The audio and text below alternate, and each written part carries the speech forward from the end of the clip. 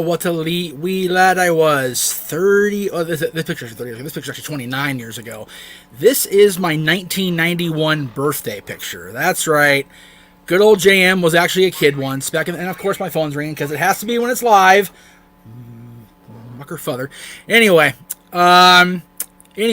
from there in 1991 all the way 2020. That's right. Hello, everyone. Welcome to Talk Wrestling here on the Jeff Meacham Network, here on NoDQ.com and the Greg Cherry brand. And yes, that is the very same bandana you see in this picture.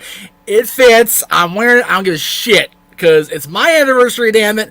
And it's my party, and I'll be dorky if I want to. 30 years. Like, I can't even process the notion that it was 30 years ago on this day at the Mitchell Eagles after-school daycare program at my elementary school, Mitchell Community School, for those of you that don't know where I'm from, or where I've come from, I should say. And kid brought a figure into the after-school daycare. One of those Lex Luger Galoob figures that they had back in '90 when all WWE figures looked like this. They all had a similar kind of pose there. Kid brought a Lex Luger. I couldn't tell you the kid to save my life. I'm going to hate myself for not knowing which kid it was. Doesn't really matter, I guess. And I said, what is that about? And he explained what wrestling was and what the entertainment and the pageantry and all that. And I said, that's pretty cool. Of course, back then you think it's all legitimate competitions, so it's a wonder. And the very next day, October 6, 1990, I watched the episode of WWF Superstars of Wrestling. The rest is history. I saw those guys, I was hooked. I find the irony of a WCW figure leading me to WWF Superstars Wrestling. The irony is not lost on me one bit. I didn't actually watch a full WCW program until this guy actually crossed over in 1994. And that picture that I showed at the very top of the show, which I'll throw it up there one more time just because it's so damn crazy. I actually was also wearing this exact same outfit in 1994 in July when Hulk made his debut at the Bash at the Beach to face Ric Flair for the WCW Championship. And our cable company lost the feed. Couldn't pick up the feed, so I didn't get to see Hulk's first WCW match as it happened. I had to wait however long it was for a replay or even a home video back in the day when Turner released it. I don't remember, to be honest with you, but it was a long time before I got to see it. So Caleb Jacobs with a $2.38 super chat. Thank you for that on the No DQ side of things. I appreciate that. Caleb says, here's to another 30 years. Congratulations. Well, thank you very much, Caleb. I appreciate that. There's a lot of stuff coming in. Let me go ahead and get to everybody's comments right now. Cleaver College says, great salutations. Thank you, sir. Big G says, what up, players? Hello, Big G. Shane says, you the man, Jeff, and you also, Aaron. Well, appreciate that. Aaron is probably not here. He's probably eating dinner, and that's fine. Big G says, how's it going, G? And they go back and forth there from there. Nathan says, hello again, Jeff. Hello, sir. Good to see you. Shane says, Jeff, if you and Aaron were a tag team, what would your team name be? Get back to you on that. Let's see. Big G said, here's another 30 years. Thank you, sir. Appreciate it, Big G. Hang on a second. Nice. Patrick, I'm live on the air. I'll have to call you back. Hello? I am live on the air. Dylan's not here. I called you, you called me. You called me. Oh, my accident, my bad. Okay, yeah, I'm on the air, bud. I was trying to get to my Spotify on one on one hand and pull the other and trying to do it with one finger, so. Oh. Sorry. All right, yeah. I'll have Dylan call you when he gets home. What is doing? Still with his mother? It's Monday, it's school time. He's off school. Alright, talk to you later. Bye. Bye. Okay, put that thing on not disturb. Anyway, yeah, just another 30. Thank you, Big G. I appreciate that. It's not my birthday, but we'll go ahead and use the quote. I'll get to the questions about current product in a little while, Manuel, so keep that in mind as we go along here. Nathan says, thank you. Congrats, Jeff. Nando says, happy Monday, Jeff. Hello. Nathan says, my first figure was Sting. Okay, so you're in the same boat I am as far as the the time frame of FANDOM, and he says it came with a trading card and the WCW belt. Wow, that's I have somewhere, either in this house or the other house, the entire WCW card set. Crazy how I got those over the course of time. Cleaver says, crazy, I've been watching you for 13 out of those 30. Yeah, it's weird that I've been doing these shows for 18 years total. I actually, this month, I think it's the 25th. Aaron can back me up on that to make sure. But 18 years ago this month, I want to say it's the 25th, the 28th, something like that, was my first, our first podcast for NoDQ.com. So October's a great month. I love October. Nathan says, how old are you, Jeff? I'm 35. I'm actually 37. I turned 37 back in March. So I was a wee lad of 7 when I discovered the business. So it's crazy. But a guy who's been just waiting in the green room, oh so patiently, as he do, has been waiting to come on in and join the shenanigans, as we call it on the Constantine Studios anyway, and on Down to Wrestling, let's be honest.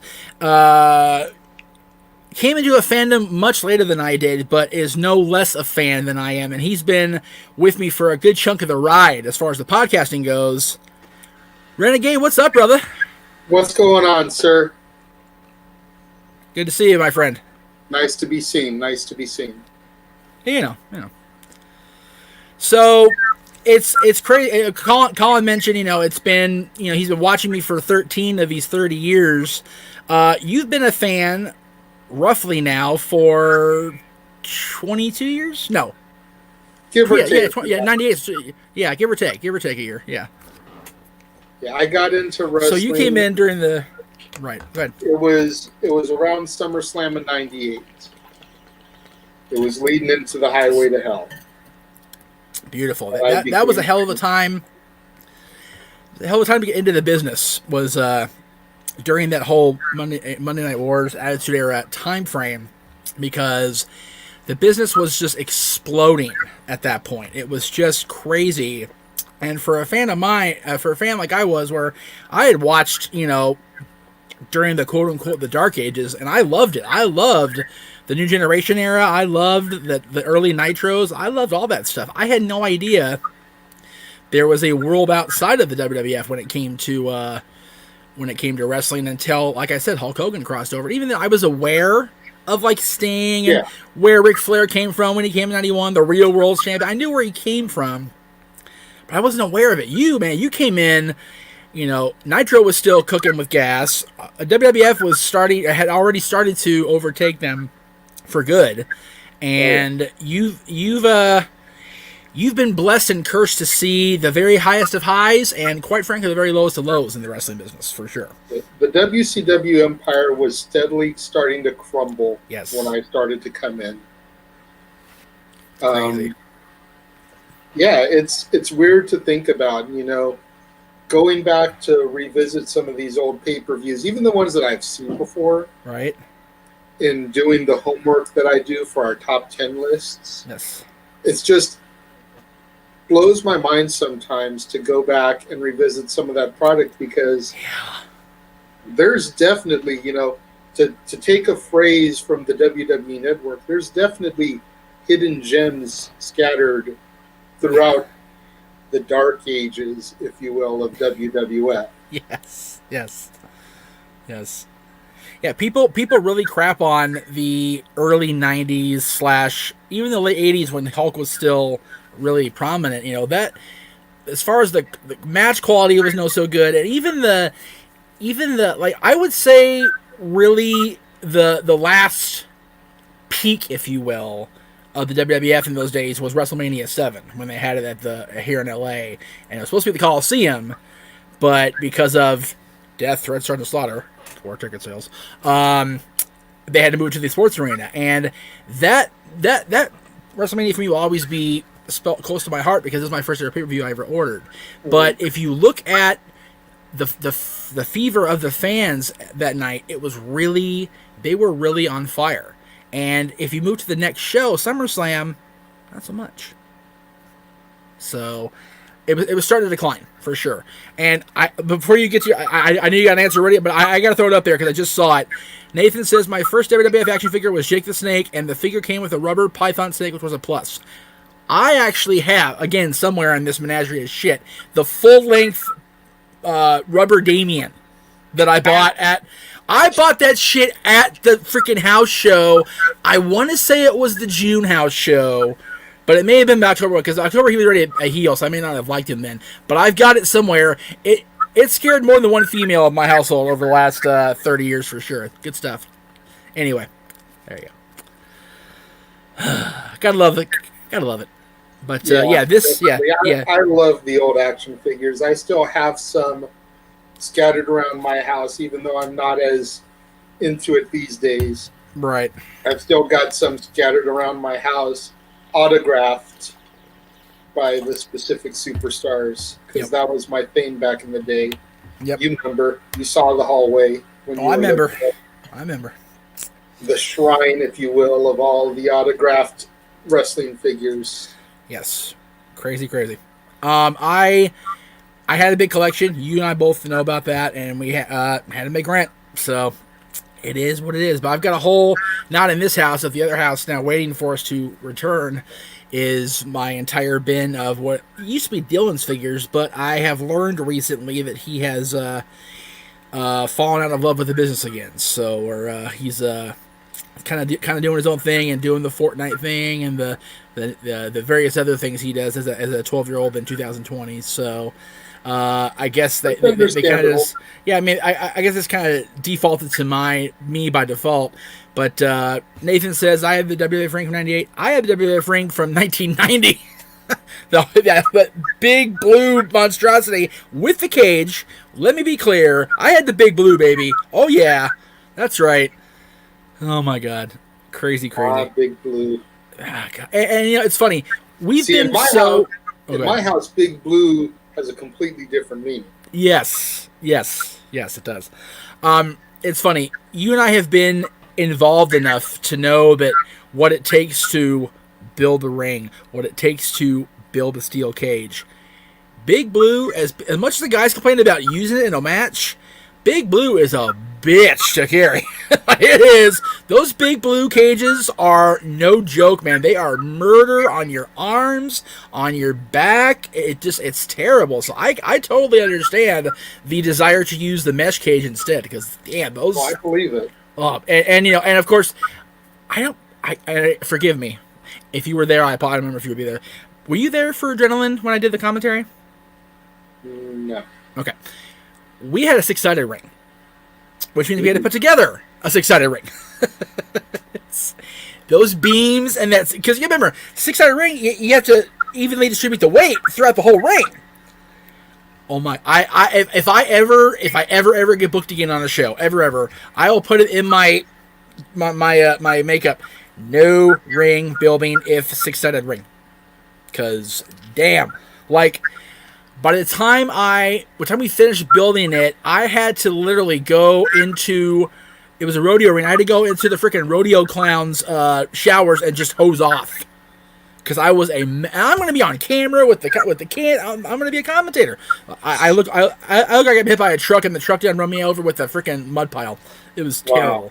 It was awful, and it was heavy. The whole thing was just so goddamn, and it wasn't like the truck was parked close to the ring area. Of course not. It'd be too easy, because it's a big rodeo arena, so we couldn't pull the truck in to the rodeo area. We had to carry it all the way from, it had to be a good 100 or so yards. So beam by beam, brick by brick, step by step. It was terrible. I will never, ever again do that if I can help it. That's nuts. I've never seen these myself, Shane. Have anybody have any of the AWA figures from the 80s? I have not even seen those except online. No. I've never seen them on like a comic thing or a swap meet. I've never seen any of those ever. So. No, I never had any AWA figures. I had some WCW ones. There you go. I had some ECW ones. Ooh, I didn't have those. WW ones, not the WWE CWs. Yes. Yeah, and somewhere. Of course, I have the Jack's Pacifics. Yes. From WWF and then WWE. That's it. The bone crushing action. Yes. And lest we forget the ones that actually squirted water out of their hands. No, I didn't have those. What were they called? Shout. I forget. Anyway, yeah, they were like in full on like military camo gear and freaking like they actually had they had like guns and like their hands. It was weird. The whole thing was freaking weird. They had all kinds of shit. Oh man, Shane says he had all the AW figures but lost them all in a fire. That sucks. Yeah, that's gotta suck. Man, fire is no joke, brother. I mean, you and I had a friend that recently had to get temporarily evacuated. So it's no joke, man. Fires are killer. The lady killer actually had somebody set fire to his garage back in the day, and a bunch of his wrestling figures got destroyed that way. Damn, that's crazy. Here we go. I had the WCW magazines and WWE magazines from 2. Did you collect those? I did. I definitely I did too. But and I had the ECW magazines. Oh, there you go. I had the WOW magazine, the World of Wrestling ones. Oh, I got a couple of those. All 3 into one super magazine. Yeah, I'm trying to figure out. I know it's here. I just don't know where it is offhand. My first magazine, and I'll see if I can find a picture of it so I can show you guys, because at least I'll have a picture of it for the show today. Back in 1990, when I first, again, 30 years now, I first discovered the business. The magazine was out. It was a huge commodity. Everybody loved the magazine back in the day. And the first magazine I actually got was the December 1990 edition of the WWF magazine with, that's a horrible picture. It's really low quality. Texas Tornado, Kerry Von Erich on it, with the Intercontinental Championship belt. He was the champion, and I had that magazine for many years. Unfortunately, having a brother who had struggles with his behavior issues and his mental makeup in general, he went on one of many tirades and rage moments and shredded that magazine to bits. Completely. He was maybe 4 years old, maybe even less. So he was just completely gone. Fast forward about, I want to say before I moved in with you guys, so at least 10 years ago now, for Christmas one year, my brother had me open a package, and inside was this issue. And he had found it. It was a pristine condition, which it still is to this day. Damn near mint, except for being, put in the plastic and whatnot. But yeah, I've had that magazine ever since. So that magazine, except for a few years I didn't have it, is 30 years old. So I've got that. Like I said, it's somewhere in this pile of shit I've got in my room right now. But yeah, I got that. I've got this, which I want to say I bought this at, I think it was the June 91 house show against Slaughter, the Desert Storm match at the Sports Arena. So I've had this for 29 years. So couldn't find the tank top. We know it's here somewhere, but we couldn't find that tank top anywhere. But it's here somewhere. Not like it would still fit you, brother. Well, no. That's why I got the Meacham Mania shirt, which you can buy at teespring.com/stores/Jeff-Meacham-network. Boom. However, it's not up yet, but we are in the process of moving the entire Jeff Meacham Network catalog to the Greg Cherry brand. Long story short, my graphics guy has gone AWOL. Don't know where he is. Haven't talked to him. He won't answer messages, so we're moving shop. So that way you guys can get quality products. You guys can get product on time, and you're paying $5 less because he was charging $25. It's like, that's silly. So anyway, let's see here. What we got here? I had the WCW action figures before, and Hogan was a member of the NWO. The figures were in one stance. Yep, the big ones. They were big, and the figures were getting marks on them, cheaply made. Yep, those were terrible. I've got a Hulk Hogan figure from that era that my brother owned that looks like he had been doctored up by forensic evidence. The guy's a mess. He's a mess. So the rare yellow, I remember that. Do you remember a yellow Hasbro ring? I don't remember that at all. No, that was before my time. Before my time, I guess. I don't remember that at all. Because by the time I got into it, it was all Jakks Pacific. Right, that's true. Mr. Yuck says, my first live show on the 11th on his 11th birthday, Andre versus Big John Studd in Green Bay, front row. Holy moly. I hit Andre on the back with my hacksaw Jim Duggan 2x4. He turned around and I pissed my cross-colored pants. No lie. You know, if Andre wheeled around on me, I'd be pooping my pants for sure. That goes without saying. Yeah. Wow, holy cow. Let's see. Okay. Apparently, the King of the ring was yellow, so okay. that's why I didn't. I had the basic blue from Hasbro from the 90s. Do you have any Iron Sheik figures or merch? I don't think I had any Sheik stuff, which is a bummer. I wish I did. Madeline was a Sheiky baby, but I never had any of his stuff. No. All right. Wait a minute. Let me take back from Bruce Pritchard that he stole from us. Hang on. Okay, there we go. Very good.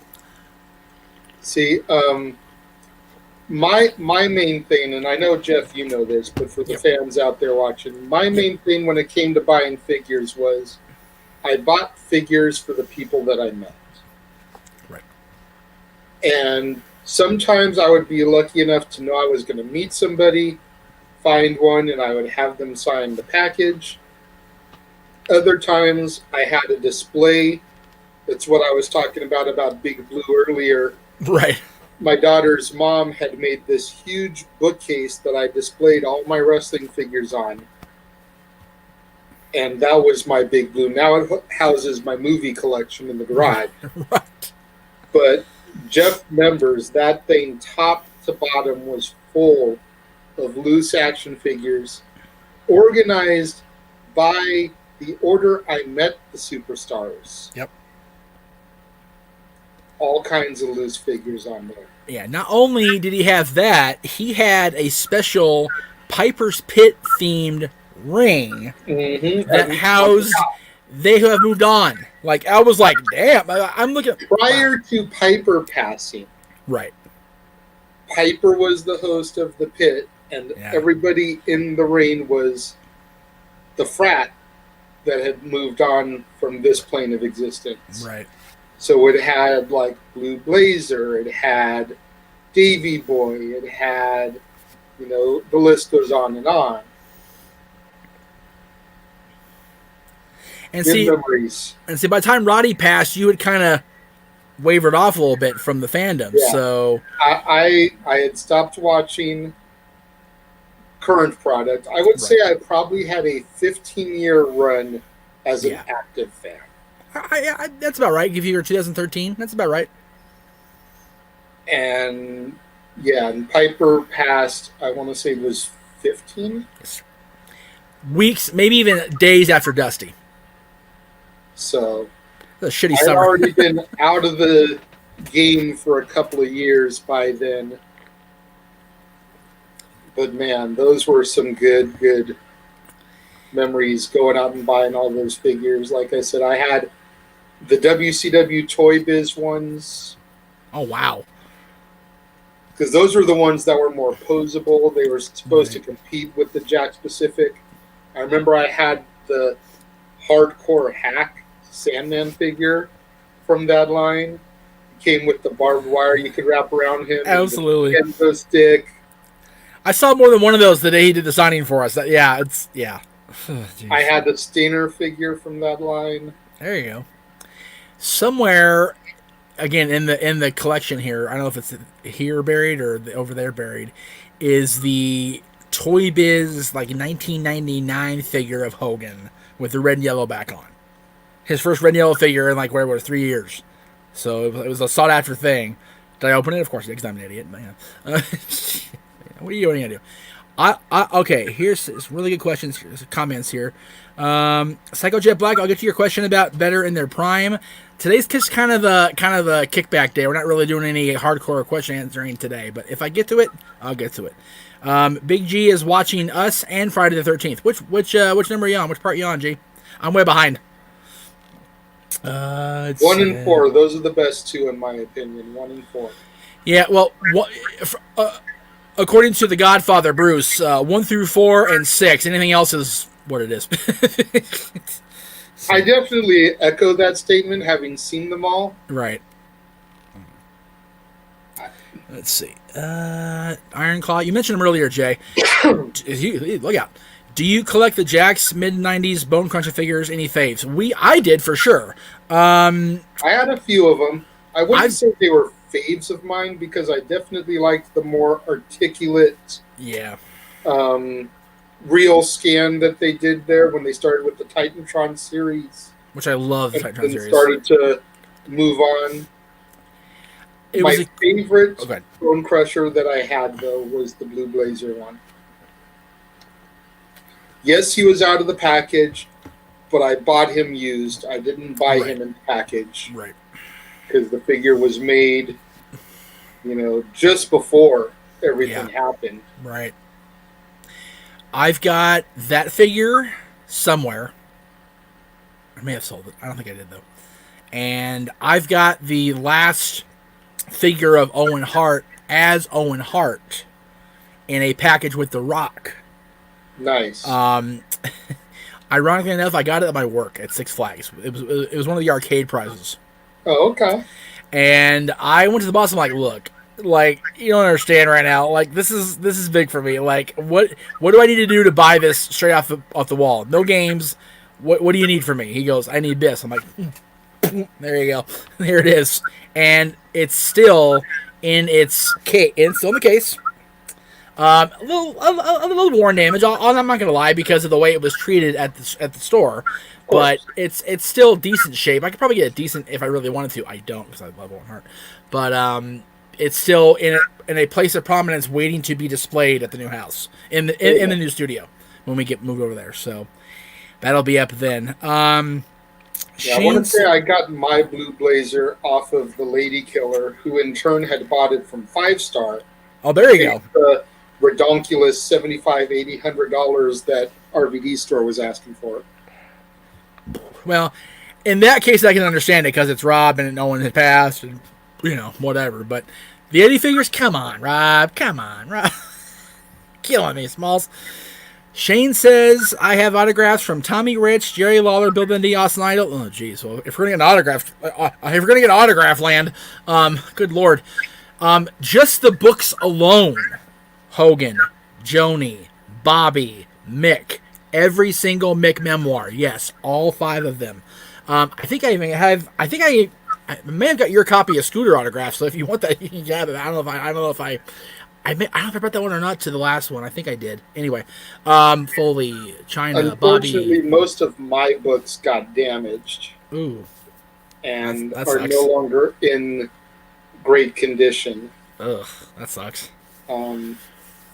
Just the reins, or yeah.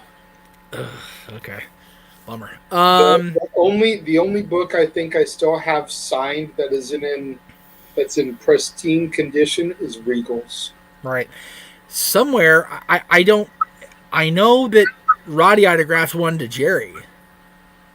That I don't know if I have it in my possession or if it's at the other house. I don't know, but I ended up with it. I thought I did. I might not have though. With autographs, yeah. yeah. And this is back when you didn't have to sell a kidney to get a freaking autograph from these legends like you do now. Right? Like, we could sit here for 2.5 hours just talking about who we have autographs from because and the stories around the sessions at that. Virtually every access we went to, right, there was an autograph and a picture for evidence. Right. And then there's the countless other shows where we would pull up. Sometimes we would try to get an autograph. Other times it was pictures. Sometimes it was promos we were seeking. Yep. But yeah, sometimes I wish I still had all those.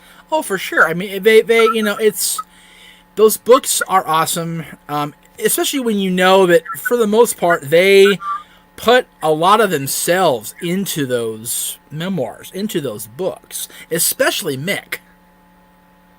I mean, Mick Foley, I have his entire written memoir set, and I've got your copy of Scooter, like I said. It's cool to look back on that stuff and to, kind of relive it through their eyes, right? It's kind of it's different. I like it, and to be able to present that to them and to show that person that you care, show that person that you actually enjoyed their work, enjoyed their time in the business, enjoyed their the impact they made on you and your own life. I think it just rewards them, honestly. Very much so. I remember when I got the book signed by Regal, and he was just like flabbergasted because it wasn't widely released out here in the States. No. And he was like, you got this? And I was like, absolutely.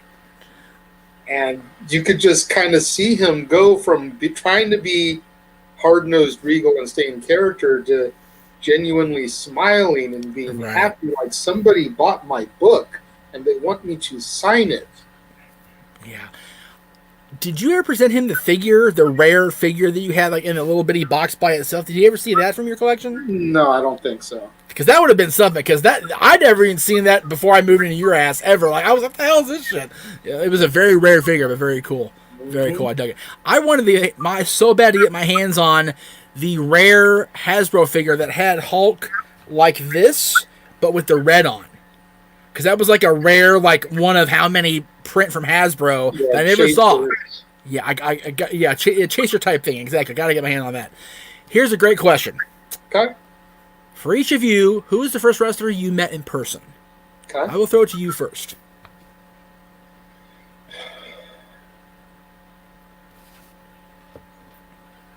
It was one of two. I don't remember which one was first. I would say we could throw to Stat Boy because he was there for both of them, but he's probably shit-faced in the middle of the desert right now. Actually, he's probably shit-faced in Coach right now. So, anyway, but it was a toss-up between Sting. Oh. Mention his name and appear he does. Wow. It's a toss-up though between Sting and Brett. Okay, Mikey, we can't hear you. Can you hear us? You can't we hear can't me. hear you, brother. No, there he goes. There he goes. Okay. Oh no. Okay. The question was posed to the question was posed to JJ. Who was the first wrestler he met? It said he was down to two. I could throw to Stat Boy because I know he would know. And as soon as he said that, you popped up like, oh shit! There you go. Did he meet Sting first or Brett first? We met Sting first. We didn't meet. Sting was the first one at Tower Records. They were both at Tower Records. I remembered that, and I just couldn't remember the chronological. If it was Sting first or if it was Brett first. Yeah, we met Sting first, and there were no pictures that day, or there weren't supposed to be any pictures, but the Brett experience was much more fun. Yeah. I do remember that because Brett was there promoting Wrestling with Shadows, which was getting ready to air. And then Sting was there, and then the next night we met Sting. He went Wolfpack. Wow. Okay, so both of yours was Sting at the same time then. What was that? Well, Mikey had been a fan for a lot longer, so it's very possible he had met wrestlers prior to Sting. But for me, it was Sting at Tower Records. All right. Well, Mikey, before you answer, cover your nose. Damn it. Okay. Picky. No, not picky. God damn it. Even from another state, you're bothering me. It's my birthday, doggone it. Come on. Well, happy birthday to you. But cover your nose, damn it. Sir. Here, cheers, Mikey. There you go. Cheers for that. Cheers. Yeah, trust me, I'll be drinking later. It's a White Claw, really. It is. It is. But So yeah, Mikey Sting was my first, just like everybody else's. Well, not mine. Okay. It really depends on how you define meat. And I'll explain why. We went to, like I said, my brother and my dad and I went to the WWF house show in Junior 91 at the Sports Arena. God bless that horrible hole of a building, the Sports Arena. And may she rest in peace under the LAFC soccer team, which they can all kiss my ass down there. Love you, Christian. and we were on the upper walkway, and there was like the lower loge area, and we were walking by, and my brother, who was not quite 4 yet, looked down and saw Tugboat walking around the lower promenade there, and Tugboat happened to look up at my brother and I and Dad, and my brother went like that, and Tugger, without missing a beat, went right back at us. So technically it was Tugboat. However, honestly, the first actual interaction, meet and greet I had as far as meeting somebody and talking to them and interacting with them face to face would have been 2000, actually, believe it or not. It was that far into my fandom, 10 years in, and it was, ironically enough, it was Taz. Okay. Now, there was a brief moment where I had the opportunity to meet a guy at the WCW house show who, he was like, I guess mid-card would be a definition for him at best. He was kind of a mid-card guy, kind of like whatever, and I even had his poster with me that I brought just in case I got to meet anybody. And he walked by, and my dad goes, "Why don't you get his autograph, son? Go to the car." I said, he's not going to be worth a damn thing in a year and a half. Yeah, Steve Austin. Wow. Yeah. What? What's funny is that that's that 90s retro shirt site, or maybe it's a WWE shop, has the image of Stunning Steve Austin as their image of Stunning Steve on that poster. It's like the past is always haunting me. Always. So I always feel like somebody's watching. Where are you exactly? McCarran International Airport. Okay, so you're actually in Vegas. Okay, cool. All right. And let me tell you, this place has changed big time since the last time I was here. No. Well, yeah. It probably changed since last time I was there. I was there in March. Probably changed since then. There's gaming behind me, and they're enclosed. The slot machines are not really out. Well, it's mainly because people don't wear their goddamn mask properly.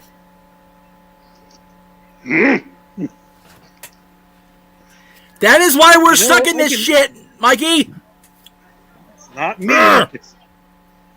It's not just you. It's everybody like you. Anyway, okay, here we are. Okay, great question since you're both here. Okay.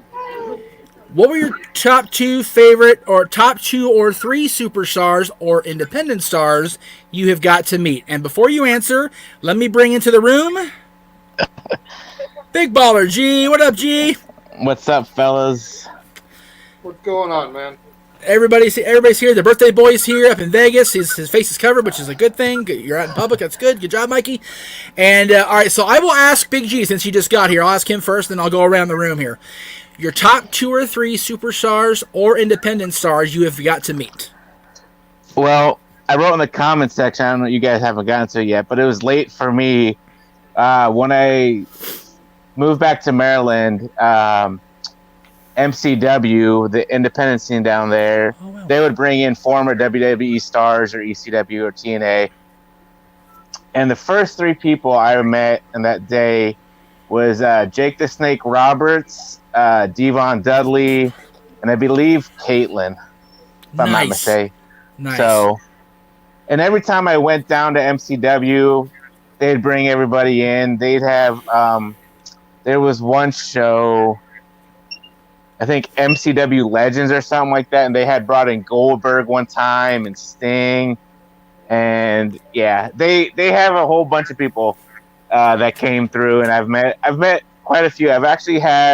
I met Mick Foley, and I had him sign my Funko Pop of Mick Foley, so, which is very cool. Very cool. So those are your top you've met. Who was your first you met? I saw your comment. For those of you, everybody missed the comment. Who was the first person you ever met wrestling wise? Jake the Snake Roberts. Damn, that's ridiculous how cool that is. Yeah. I love it. Yeah. I've been very lucky in that I didn't meet Jake, as far as in any way, in person or otherwise, until after he got straight. So yeah, I feel very here. blessed in that way. Let me. Whoever's it's Mikey at the airport. Never mind, I forgot where it was. Okay, so let me bring in one more guy here, and then I'll get to the brothers, if you will. Cleaver, man, let me ask you, who was the first person you met in wrestling, and then How did and then who are your top favorites that you've met so far in wrestling? My first guy I ever met was Coco Beware. The old Richfield Nice. Coliseum in Richfield, Ohio. Ground That was the first guy I met. That is fantastic. That is fantastic because I shit on Coco so much. I don't really mean to, but I know. The Birdman. And what was the part two? What was part two? your top 2 or 3 favorites you've met, independent or quote unquote superstars. God. This takes you to Terminal 1, and that's where you get picked up. Oh, okay. I didn't know because it was thanks. Might want to hold on, sir. Let's see. You said the top 2 or 3 that Top I 2 have or met 3, yeah, right. Top 2 or that 3. I have met. Okay. Well, I did recently got to meet Tommaso Ciampa Ooh, ringside at Takeover Warren, and also Matt Riddle that night too. So those 2 are going to be on the top because it's the most recent. right. I mean, when I was a kid at the old Richfield Coliseum, we get there early and go back down by the loading dock, and they had a whole fenced-in area, and people would come up. So I met Mabel back in the day. So probably those 3, just because I really haven't done a whole bunch of meet and greets. Right. I mean, I have a couple autograph things, like I have a in-package Hillbilly Jim autograph downstairs. Nice. But I haven't done a shit ton of the meet and greet deals just because I've not always been fortunate enough to do so. So, Well, Jay and Mikey and I have been very blessed in that we've worked so many indie shows over the years that we've been able to kind of filter them through that process as far as meeting them, back behind the curtain or after a show or before at drinking or whatever the case may be. The stories at Battleground are legendary, but they are true. But they've been changed to protect the innocent. And with that, I'll move to Jay since he's giggling so much. Jay, who are your top 3 you've met? Be careful, you've got friends now. Careful. Natalia's probably definitely up there. There you go. Attaboy. I've had quite a few encounters with her, and she's always been just a sweet sweetheart. Most definitely. I'm going to have to go with, this might surprise being on my list, but considering that it was actually a year ago today that I met him, and what a cool cat he was, I'm going to go with Billy Gunn. And the way that he treated Mikey there when he gave him his book. Right. And my last one is going to be the Hot Rod. Hang on with Roddy. Absolutely. No. I was blessed to have 3 different encounters with him before he passed. Yep. The first one wasn't about me. It was about my daughter's mom. Yeah. And the last one was all about me. Right. And it's just nothing bad I can say about that, man. Yeah. I'll never forget being in her living room when the news came about Roddy. I'm like, oh, I gotta be on the teller. Oh my god. It's like I'm sitting 2 feet from her going, oh man. Yeah. Oh, that sucks. All right, let's see where Mikey is. See if he can get a good noise level. And Mikey, who are your top 2 or 3 you've met in person? I apologize. That's okay. All right. You're in Vegas, baby. It's all good. I know it is. Okay, I'm definitely going to go with number 1 being Ashley. Okay. That makes sense. The day Ashley came to our apartment, and that was just a wonderful experience there. Yep. And very then cool. I'm going to go with, even though the day didn't go the way I wanted it to go, I'm going to say Joey Ryan. Huh. Okay. Because if Renegade remembers, we got to go to Disneyland together. We actually spent some time at Disneyland together, just in a group. Right. And I never knew how much of a Disney person he was. Oh yeah. And then I'm probably gonna get a lot of laughs for this. And there are tons of stories I'm going to say the 2 times I got punked by New Jack. Oh my god. Oh my god. That is too funny. So I would say those are my 3. Well, considering you got punked by New Jack and didn't get killed, it's definitely a blessing in disguise. That's right. You live to tell about it. That's it. JJ and I were around Jack once in a work setting together, and thank God I didn't get to see too much of him. My God. All right. He was cool as fuck to me both times I met him. Like, Well, that's the thing. Like, Jack seemed cool. I'm not saying he wasn't cool backstage. It's just you hear all these ungodly stories. Like, okay, from my personal experience, right. it's always either just the flat out ones that are booked as heels, or the ones that you hear the horror stories from, Right. that are by and far the nicest guys in the world. Right. And New Jack is just one of those guys. Like, you hear the stories about him, but both times that I met him, he was just a cool dude. Agreed. You know? And I could just sit here and rattle off heel after heel that I've met that was just awesome. You know, the one encounter I had with Eddie Guerrero. Nice. You know, he was backstage. It was the night that Ray defeated Matt Hardy for the Cruiserweight title. Yep. And he was backstage. The show had ended. And we were on one of the upper inclines in the arena there. We looked down and we saw him. And we hollered down to him. We was like, "Hey, Eddie, would you sign my program?" And he didn't think nothing of it. He was like, "Yeah, toss it down." So I tossed it down to him. And then after he signed it, he was like, "Now, how am I supposed to get it back to you?" So I laid down on the ground. I stretched as far as I could stretch. He jumped, put it into my hand, and that was the end of it. That's Eddie was fantastic. full-blown heel at the time because he had been feuding with Ray. Didn't think nothing of it. He was like, "Yeah, absolutely. You caught me. I'm going to sign for you." Yeah, he's always one I'll regret not getting something from, for sure. Yeah. Forever. Definitely. Okay, now I have a question. I actually have 2 questions I wanted to address because they're both, one's directed mainly toward me, but I'll direct the other one to everybody else first. Okay. If you could have a non-alcoholic or a beer or a non-alcoholic drink with any wrestler, who would it be? And Jay, since you're on the screen and you're the primary non-drinker of the group, I will throw to you first since you're already on screen anyway. Well, since I'm already profiled, I'm gonna give 2. One deceased, one that's still alive. Okay. Deceased, if I could have a drink and just sit and talk with anybody, it would be Piper again. Oh yeah. Oh yeah. Oh yeah. Hands down, because I would just love to pick his brain. Like, you go to these meet and greets and you get a couple minutes with them, but you don't really get to have like a full-on chat because it's a cattle call. They got to herd everybody through.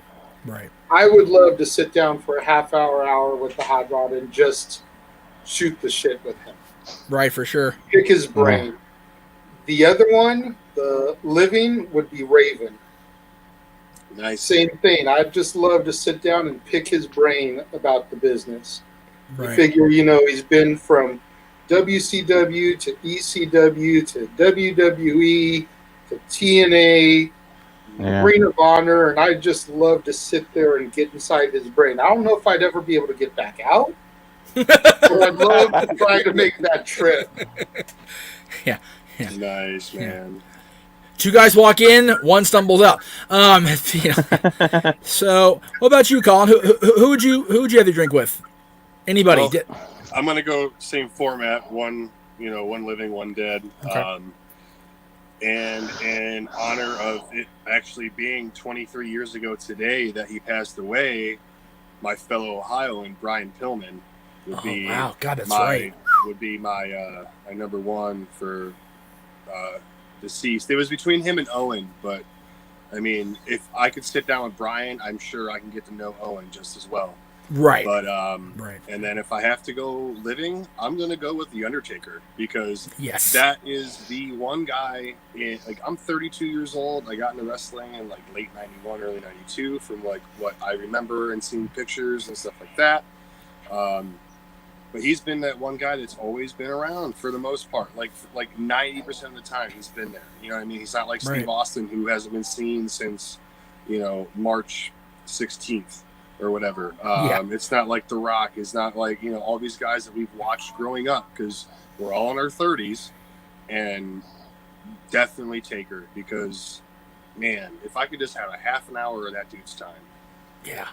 And, wow, that's crazy. Especially after that documentary we all watched and teared up for, and yada yada. Yes. Debut George Strait. But right. See, okay, JJ knows this better. Okay, JJ will understand this because he's been to George Strait where I haven't. Like freaking when Troubadour hits you in the feels like that, just in general as a song. And then the freaking Undertaker retires with Troubadour. I'm like, I'm done. I fucking quit. I just do. I'm over. Oh, okay, wait. There's one. Sorry, Aaron. My bad. One F-bomb. I'm good. All right, I'm good. But yeah, I mean, like, that song is kind of like it's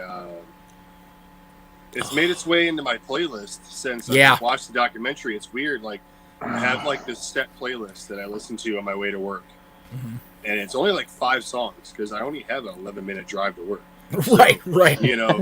But still, like, and that's one of them. And it hits at the same area every time. And it's kind of like the open-ish area of my drive, which is nothing but kind of fields and stuff. So nice. But yeah. Anyways. All right, Big G, what about you, sir? I'm going to do a living first. It would have to be with Ric Flair, to be honest. Oh, my God. I know we'd be partying it up. G. Yeah, right? But he can't drink anymore, G. That's true. That's true. Well, you know what? He can have a non-alcoholic beverage. I can have the beers. He can talk. I can listen. Get him a nice cranberry juice. There you go. That's it. There you go.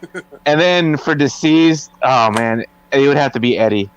I mean, I grew up watching Eddie, Like I said, I got a late start in '99, but I mean, going back, watching his older stuff, watching up until, he passed away. And then I ain't going to get emotional here, but every time I hear that song, Here Without You, I think of Eddie. Oh, God, yes. Three Doors Down?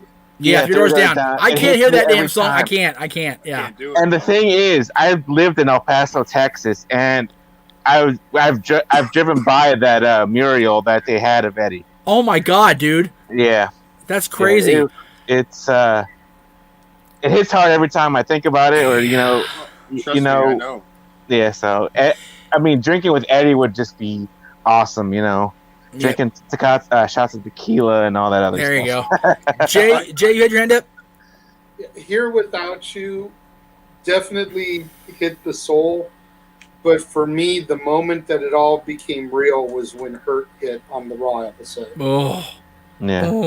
That's the one that forever links me to Eddie, because I had gotten I don't know about you guys, but I had gotten the news coming back from a wrestling event in Northern California. Yeah. We stopped at my friend's house, and Genesis was live that night, TNA.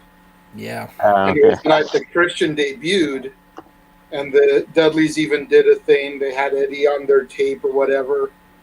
But for some reason, it didn't sink in until that next night on Raw, when Vince and everybody were on the stage, and then Hurt came on.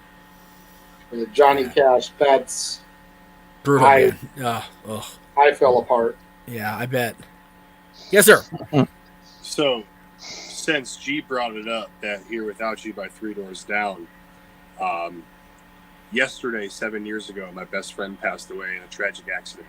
Mm-hmm. And after I got the initial phone calls and had to make some phone calls, and it's like 3 a.m, I just put some headphones in, hit shuffle on my phone, and what's the first song that pops up? Ouch. That song. Jesus. Ouch. I normally make it until about the 2-minute and 10-second mark before I have to to change it. I have to. So. Absolutely. But yeah. Enough of this sappy stuff. All right. So as far as my list goes, Yeah, Jeff. yeah, there you go. Give us your list. Now we've totally brought my show to a screeching halt. Jesus. Okay, so deceased would be Ric Flair's liver. Living with honestly, this is hard because I've been doing this so long. Like, I mean, Colin's been watching a long time too. You guys all watching a long time. Honestly, the person I would have the drink with deceased would be Bobby, because I just, as much time as I got with Bobby over the interviews and during the plaque giveaway, it wasn't long, sit down, just yak with Bobby. That would be my goal. Half hour still wouldn't be enough at this point, but that time with Bobby would be amazing. As far as people that are still alive, it's hard to argue with Colin's reasoning, man. The Undertaker. I mean, that guy. It's the Undertaker. You, Colin, and Yuji both were around No DQ when I walked away in 2017 when he originally put the hat down and left. Yeah. Like, I was convinced that the last vestiges of my childhood were now gone.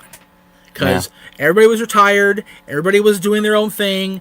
Undertaker was the last outlaw, so to speak, and now he was gone. Mm-hmm. So to be able to have somebody, and when you think about it, this day 30 years ago, the next pay-per-view is Survivor Series, which is where he made his debut. So he and I share a year anniversary as far as their big moments in the business, right?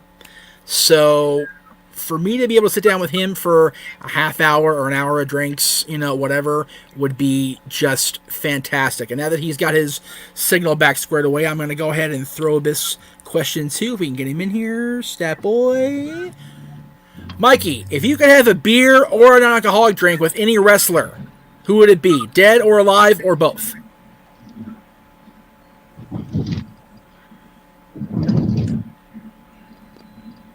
Well, and we can't. There is Stone Cold. Oh, there you go. So there's that. But like I say, the go-to the go-to answer is Stone Cold all the time. But honestly, if I really wanted to have a drink with somebody, it would be RVD. Really? I wouldn't want to drink with RVD. I wouldn't want to drink with Rob, but because I have drank with Rob, so I drank with him many times. So well, but I'm jealous of you. I'd burn down with Rob. He's not far from where you are right now, brother. Anyway, really? Okay. Well, he's in Vegas. Yeah, I don't think he's the gambling type. I didn't say he was.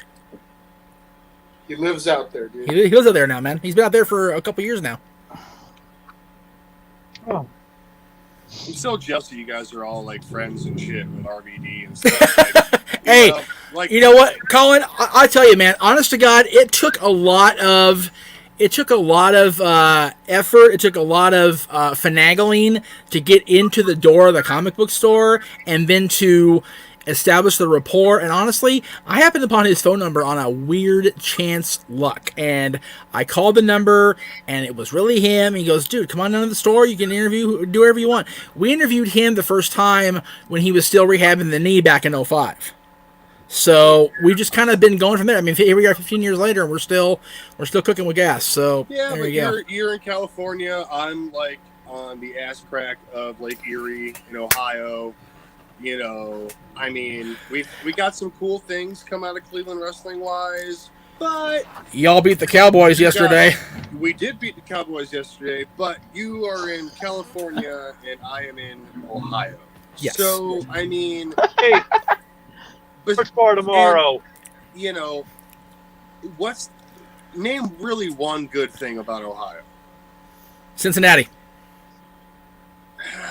I can't say that. My dad was born there. That's the only reason I can say that. I know your dad was born in Cincinnati, but I actually have another friend named Colin from Cincinnati. The Browns. And right now, anyway. I mean, right now, yeah, we're 3-1, the first time since 2001. But cool. I was let's see, 2001. I was in 8th grade. Oh, jeez. So BFD. I mean, God, Babies. I'm old. Babies. Like, name like one cool thing you come to Ohio for. Oh wait. Oh, okay, the Rock and Roll Hall of Fame. All right, that's actually pretty cool. There you go. But There you go. What's the stupidest thing about that, Colin, is that when Greg and Jen picked me up in Cleveland when I was heading for their house in Pennsylvania and I had that horrible layover because of the weather, the Rock and Roll Hall of Fame is 10 minutes from the goddamn airport. I didn't even know it. yeah, actually no. Actually, well, what airport did you land at? Burke Lakefront or Hopkins?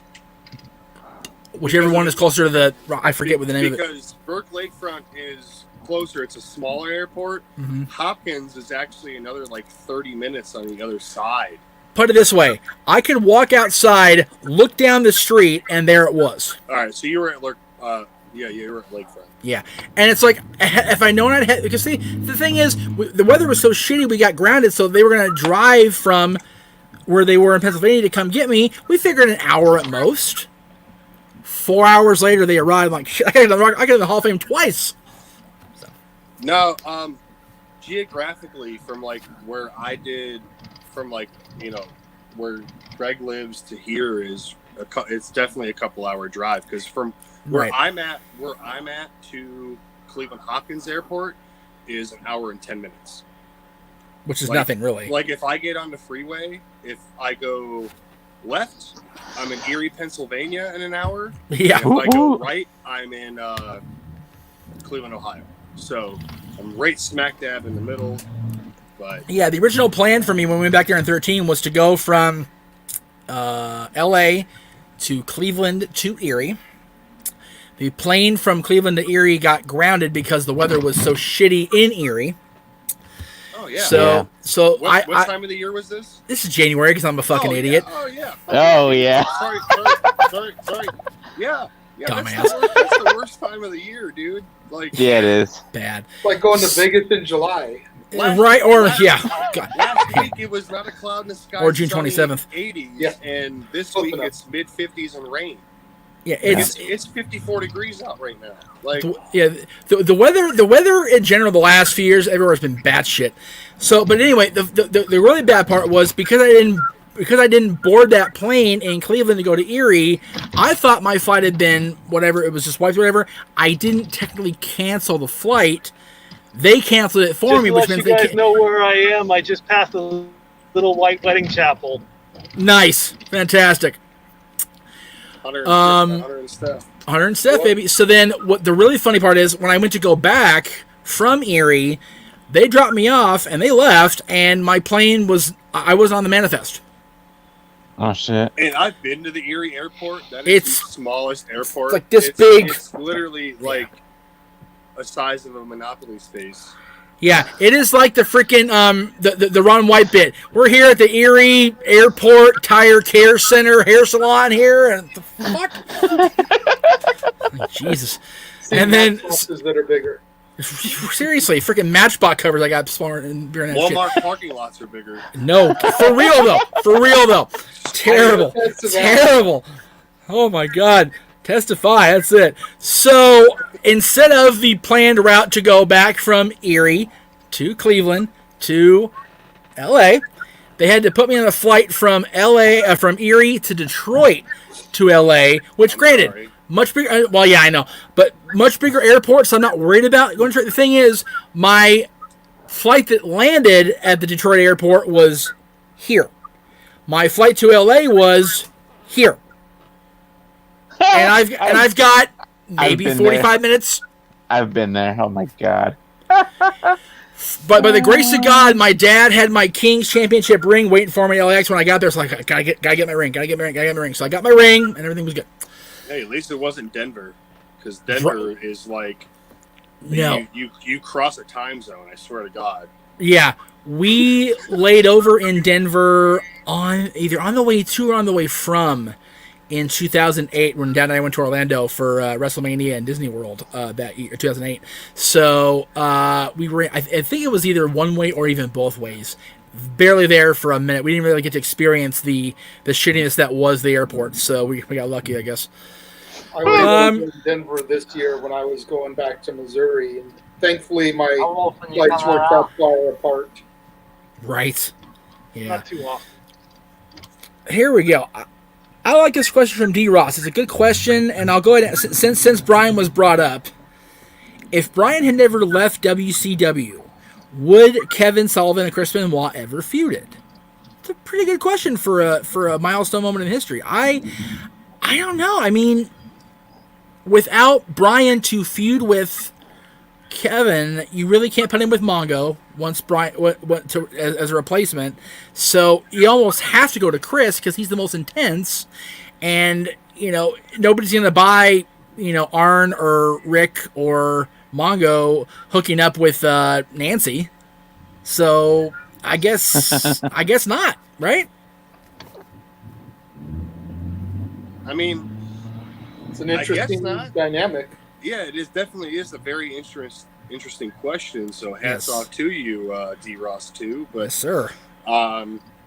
again, it's one of those things. I feel, how sometimes, especially as of late, we've seen things drop off and they just throw anybody in the feud to replace them with.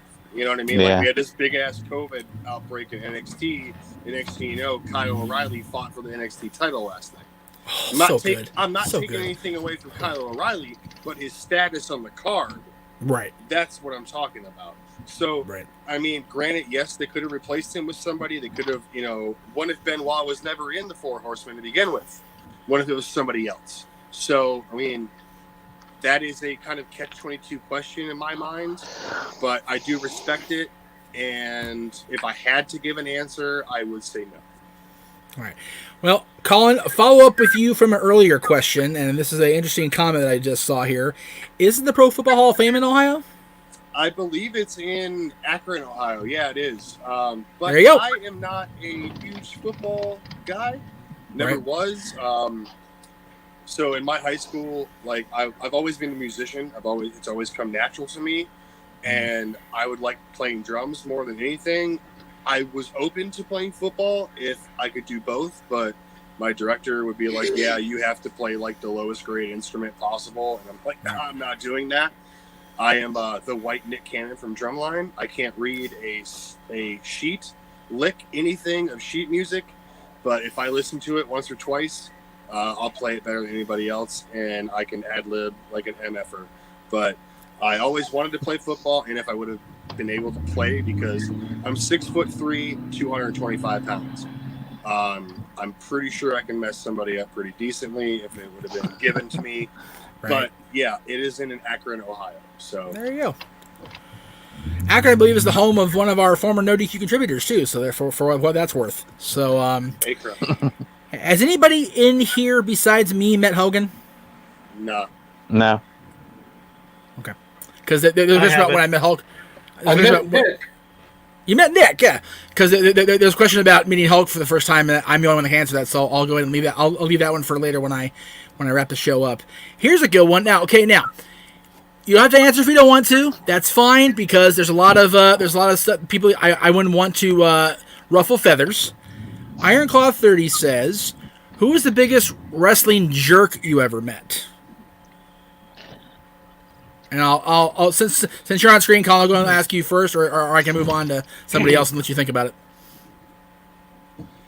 I'm going to say Bret Hart. Wow. Really? All right. Actually, it didn't surprise me. Yeah. I say this because like I technically didn't meet him, but I was front row at the old Richfield Coliseum, Mhm. and he gave the chick next to me, the little girl next to me, his glasses, Right. and he looked at me and kind of gave me like the nod and stuff because I had a Bret Hart T-shirt on, for crying out loud. Right. When you're rocking like Shawn Michaels stuff, like how can you get the glasses? But just because I was like 4 or 5 years old and he passed me up All right. forever, Thanks a I lot. will always remember that. Charge has been approved. So Bret Hart is my answer because you scarred me for life at 5 years old. and I'm the kid in Cleveland, Ohio that had a Canadian flag full size hanging in my bedroom because I love the Hart Foundation so much. But Right. it's fine. It's cool. It's cool. It's all whatever. good. Mr. Williams, Yes, sir. you're on the spot. Big Papa Pump, Scott Steiner. Oh yeah. Virgil. And who? Virgil. Oh yeah. Fuck Virgil. Seriously. Yeah, absolutely. I'm not going to go too in depth. I have no desire. Those two encounters are encounters that I try to erase from my memory. So bad. So I both still of have us. the So bad. photographic evidence of those encounters on my Facebook just because it's pictures with wrestlers. Right. But I would rather forget those two. All right. Mikey, I'm going to move to you next, and then I'm going to mute your mic afterwards because I'm muting your mic for a reason because the background is just noisy. Not your hello, hi. Yeah. In fact, I was gonna say that my battery's running low and I've got a hotel room to check into. So as far as negative instances, the only one that I can really think of was maybe, I would say Sean O'Hare, because I think we met him at a show and we politely asked him to ask China to come out, and he gave some smart remark and then he stormed off. So that's probably the only one that comes to mind. So I'm going to leave it at that, and I'm going to check in, and I'm going to say thanks for having me on the show. And I'm going to say, everybody come to the sports bar tomorrow. It's my big birthday bash, okay? Happy We'll be birthday, there, Mikey. bro. Happy birthday, brother. man. Happy birthday. Enjoy the Vegas. Thank you all. Thank you, everybody. All Don't right. lose all your money. Right. I All won't. right.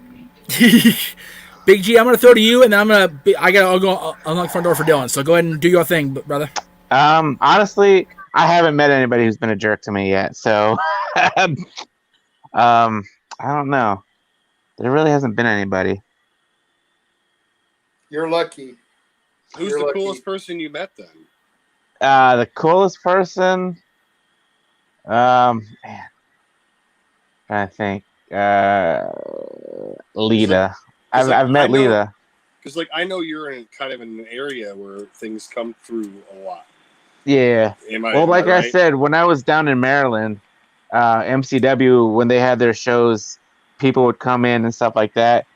I would have paid money to meet Sting, but I wasn't going to pay no $100 and $125. Well, Yeah, no, I don't Goldberg. blame you on that. I've never don't paid either. that much to meet No. somebody. No, man. Like, So, you know, I paid $15 for a cameo from Dominic Dijakovic for my son's birthday a couple weeks Yeah. ago. And I'm like, that's reasonable. But I'm going through there. I'm like, yeah, he doesn't know this guy, doesn't know this guy, doesn't know this guy, doesn't know this guy. Yeah. Like, you know, this, that, and the other. But yeah, man. That's cool, though. But yeah, We were lucky. We were lucky in the 5 years we had SummerSlam access out here. The VIP wrestlers that were isolated were only like $50 a head. yeah. I think that's the most I ever paid. The most I paid to meet somebody at the meet and greets was like $50 tops. Right. So, See, I had all intentions in the world of going to Toronto last summer for SummerSlam and the ODQ meetup and stuff, but Right. turns out I was going to be a dad and had things to do here and this, that, and the other. And, you know, I was like, well, between money for the ticket and hotel and having to get my passport, because last time I was in Canada, I didn't have to have one. You know, between that, I was like, it's not, you know, it's like a good $600-700 weekend when I can put it towards things for my daughter that was born in November. But Yeah. I would have Right. been all over those meet and greets with Noah, because Noah met some sweet people. I mean, Adam Cole, Shayna Baszler, like, I mean, those two alone, you know what Yeah. I mean? Right. Great, but well, yeah. Shane is on the top list. Shane is on the top for me right now. So, Oh, no Right, shit, exactly. no shit. I wonder why. I wonder why, That's Mr. King of Spades. King of Spades, brother. So, as far as my list, there's one person that nobody's gonna know who he is because he was a nobody in wrestling. I couldn't even tell you what name he went by back when I encountered him. But when I went to my first ever indie show in 2003 at XPW, ended up doing a kind of an angle at the show, and I made the error, I own it, of calling a wrestler by their given name rather than their stage name or their name they use more often backstage. I used their given name. And this person proceeded to threaten me with bodily harm And the only reason Wow. they didn't is because my co-host at the time bailed me out of the situation. So he's definitely at the top of my list. And I couldn't tell you his name for the life of me, but I will say that the name I remember him as shares a name with a instrument player on a very famous rock and roll band with an appetite, and I'll leave it at that. As far as recently, I mean, Austin Aries was kind of the dick. I mean, could see that. Yeah. I usually give him benefit of the doubt when it comes to heels or whatever, because they just come off like that. But he's proven time and time again he's been a cockface. Like, he's proven it time and time again. So, like, I don't, whatever. Let's get that trending. Hashtag cockface. Hashtag cockface. There's a shirt, Greg Cherry. Make that happen. Oh, by the way, in a conversation with JJ last night, we have to find a way to make the Chia Pet Dwayne Johnson t-shirt a thing. Like, we have to. It has to happen, Greg Cherry. So if you're watching, brother, please make it happen. Yeah, definitely give JJ the residual on that, because it was all his fault. I remembered it because we were talking about the Survivor Series and it just rolled from there. But I'd say people know Austin Aries is definitely on the list. That's really it. I mean, we like you said, we've been pretty lucky that we've not had a whole lot of douchebaggery over the years. Even working in the Indies, we haven't had it, which has been pleasant. So I guess we've been lucky in that respect that we're not as bad off as some of the other folks. Apparently, the Hall of Fame is in Canton, Ohio. I could have sworn it was Akron. Canton's close enough. Right, that's it. It's literally like it's the same thing. Everyone says the Akron Canton area, Right. so Right. it's close enough. My bad. Again, I don't really care about football. I already explained this. That's it. So So I'm not sure if you guys saw Big G and Colin before you came in, the very first start of the show, but yeah, there he is. There you go. Whew. little Meech.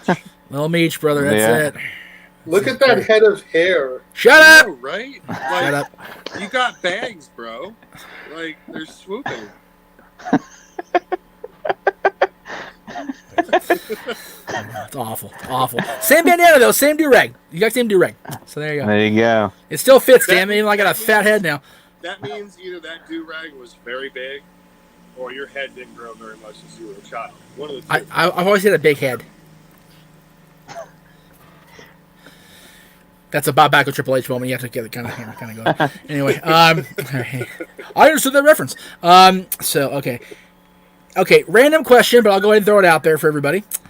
If you could build your own four horsemen of current superstars from Impact, AEW, or WWE, who makes your faction and why? I'll even throw the NWA into that group too, because they're still a prominent thing right now.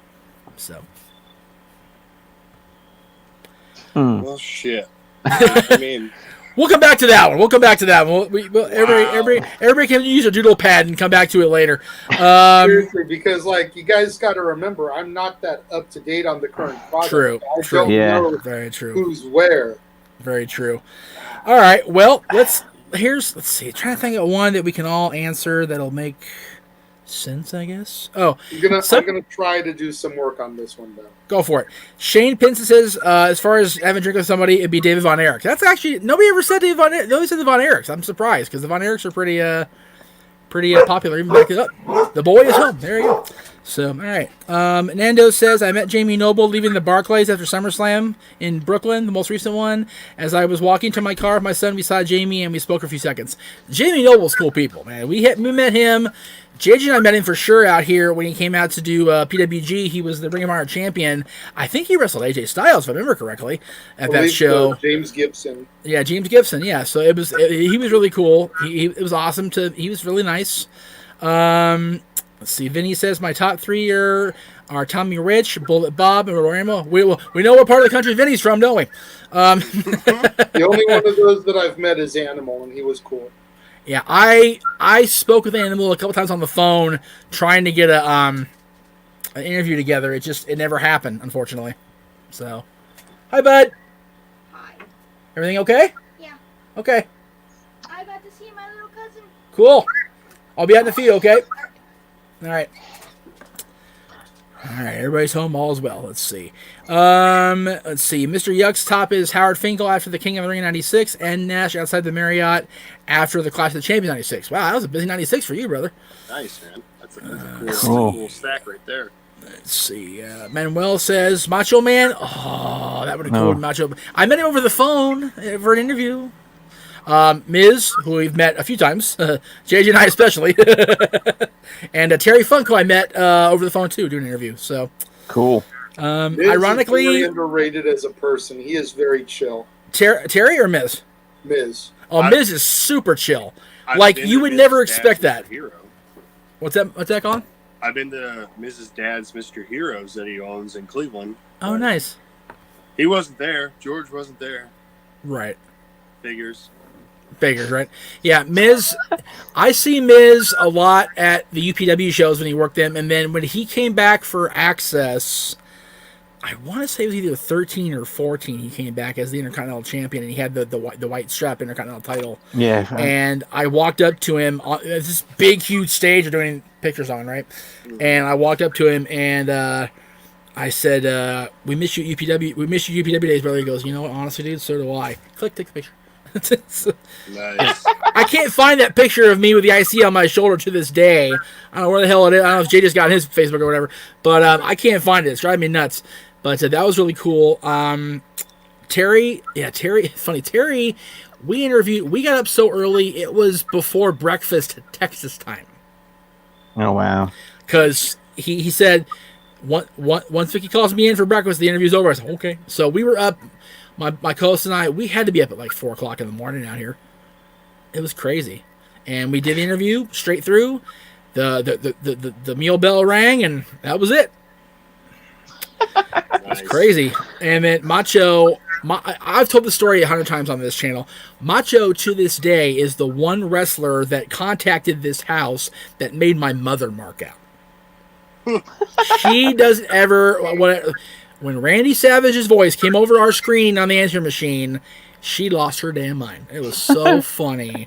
Nice. I'll never forget that as long as I live. It was so funny.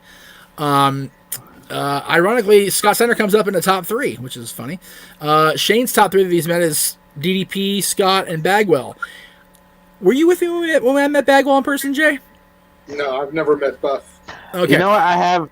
I've met Buff Bagwell once. I think when I was in Texas still. Mm-hmm. Yep. Yeah, Bagwell was cool to me because we also have a friendship. I've known Mark for 15 years or more now, so that's the difference. Never met Scotty, thank God.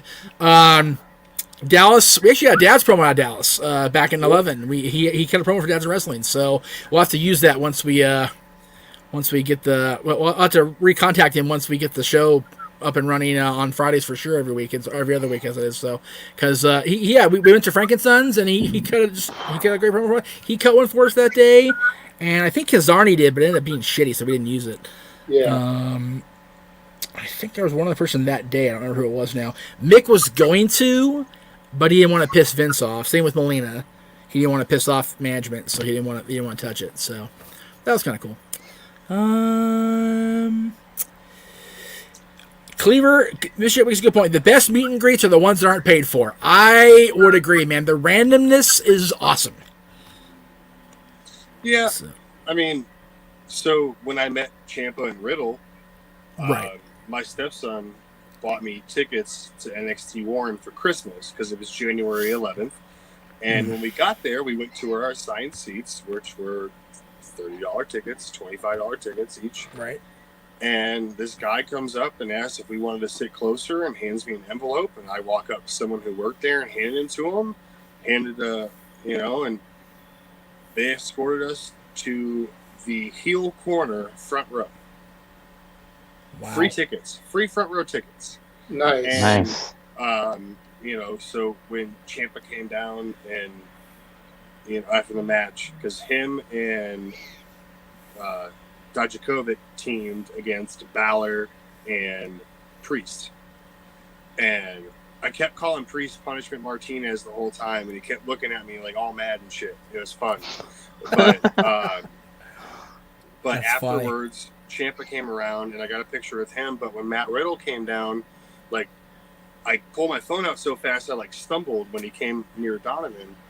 and he like paused for a second and like was like, "Get it, Dad, don't worry," and like made sure I got the picture of him and my son, you know, doing fist bumps and stuff, like, you know. So, and I didn't pay for that, you know what I mean? Like it was a 45-minute drive for me, and it was a sweet surprise upgrade. And we met a couple sweet people that night. You know, I was within arm's reach of Rhea Ripley. You know, it was a really, really cool, unexpected time. And yeah, you're right, man. The best ones are not paid for. So they are.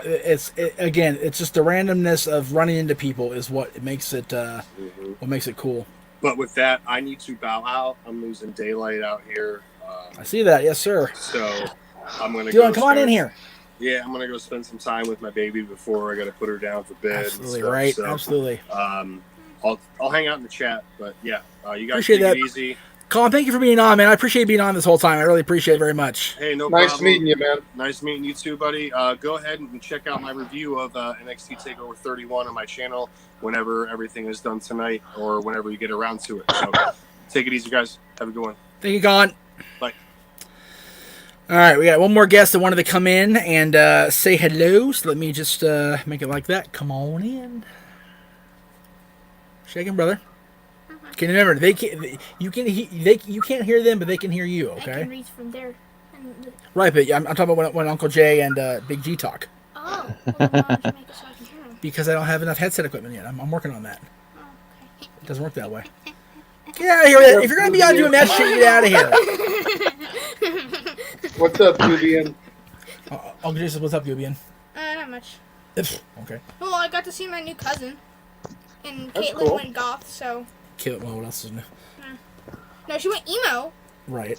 and she went goth, and she's probably gonna. Are you sure your aunt and your cousins want them telling tales across shows here? To the millions. You're gonna be in trouble here. You're gonna get me some shit here as it is. It's my anniversary, and you're getting me in trouble. Dead men don't tell tales. Well, exactly. Exactly. Do you want to be dead? Well, then I wouldn't be telling a tale, would I? Gotta love 12-year-old logic. That's part of that Jerome game. Damn it. Oh my god. I want to see questions from me. There's no questions for you yet. Well, You just got here. Settle down, brother. Barely entered the People room. need questions for Dylan, okay? We need questions for the Patriot fan. The winner. You haven't smelt winning. He hasn't smelt winning since 1990, okay? He hasn't smelt winning- 95. 95. Pipe Since bomb. 95. It's been 15 years. And the team's going to go 8-8 again. It's 25 actually. 25. Jeez, 25. We need questions. Clearly, we Kid know is math big, is not like- his strong suit. Kid's big. I feel old remembering when he was so small. I was never small, really. Yeah, you were. No, I Yeah, mean, you when were. I was still, even when I was young, I was always like one of the tallest in my class. No. Okay, well, here. Since you came in late, you didn't see this yet, Dylan. What did I not see?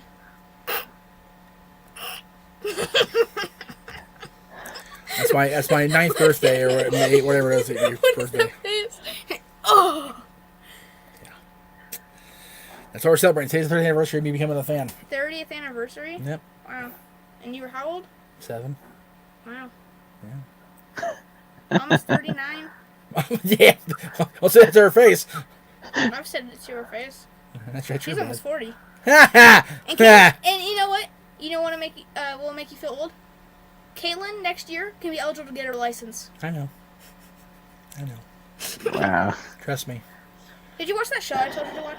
No, I didn't have a chance. I've been working since you left, pretty much. You should All watch it. Jeff needs I'll to do it on do air. to feel old is look at his son. Okay, wait, question. Yeah, seriously. All I need to do to look old is look to my left here. Like, Jesus Christ. Seriously. Like, I know you don't have it ready, but all you got to do is freaking bring up that video on the Okatsa channel It was good. of Dylan I reacting jumped to twice. wrestler Second entrance one, I themes. literally jumped from Okay, a cat Dylan, jumping I out. can't hear both of you when he's talking. He's on the air with me. Well, Stop! I'm- Stop! No, wait. No. No. What now? Just saying, all you got to do is go back to that old video on the Casa channel of Dylan impersonating wrestlers at like Seriously. 5 or 6 years old, and then look at this behemoth standing behind you. Right? Yeah. Yeah. Uncle Jay was saying all I need to do to feel old is look at that video on the Cost channel of you doing the wrestlers' entrances with the music. Oh God, yeah. When you're like this big. Yeah, I remember that. Catherine, who's Catherine Faith? I wonder. I wonder. It's a new person. She's commenting quite a bit. Dylan needs a Matt Ryan jersey. No, he doesn't. That's okay. No. What I need is a Super Bowl 51 jersey and the number that says 28-3. That is what I need. You remember that? You remember that? What about the time that the Cowboys blocked a kick and one guy came rumbling in and touched the ball? Ruined their championship run. Damn. Oh my god. You're fired. Go. I love you. You too. Hey! Dork. Fuck out of here. 28-3. All right, come on, Vince. Pull the plug on CM Punk's pipe bomb there. You're happy about that one. Close my door. Jesus H. Christ Almighty. Oh Lord. This is why the kids are on the channel. Right there. Anyway. Are you coming in? Betsy, out. Just don't ask her. Make her. She's the dog. You're the human. All right. So Pipe now we've bomb had that. after pipe bomb out of that kid. Oh, shit. All right. So I appreciate your subscription, Catherine. I appreciate you being a fan. I've actually seen you a couple times, randomly once at China's Memorial. Oh, wow. Well, Catherine, I appreciate you subscribing to the channel. I appreciate you being a fan of mine and a fan of wrestling. That's awesome. Yeah, it's crazy. It's cool you're a SoCal person. I love it. I appreciate that. Hit me up on Messenger. Let me know if we can chat on Messenger and swap more stories. Adrian says it's like Ray and Dominic. Yeah, no kidding. It's not that far off. It really isn't, because Dominic is like 6 foot whatever and Ray's 5'0". Yeah. Oh, Jesus. Seriously. It's yeah. We've all been fans long enough. Dominic being on TV is just weird. It is. It really Like, is. And now with Aaliyah being on there too. Yeah, okay, Aaliyah, that's wrong. Just wrong. Anytime you see any of those people that are just engraved in your mind as kids, Right. Right. and you see them now, prime example for me is Noelle Foley. Oh my God, yes. Like, Yeah. I still remember her as that little girl on Beyond the Mat crying because of Daddy's bleeding, the Rock and Foley, at the Rumble. And then I follow her Instagram and I see the young lady she's grown into, and I'm like, no, you're that little girl. Right. It's crazy. It's the same It really thing is. with Dominic, One of my random meet and greets, I met Rey Mysterio back when he was in WCW in 2000 when he was unmasked. Right.